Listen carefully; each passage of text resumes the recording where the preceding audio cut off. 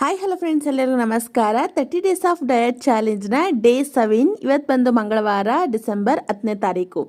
So ನಾನು ಎದ್ದ ತಕ್ಷಣ ಬಿಸಿ ಬಿಸಿ ನೀರು ಕುಡಿತೀನಿ. ನಿಮ್ಮೆಲ್ಲರಿಗೂ ಗೊತ್ತೇ ಇರುತ್ತೆ.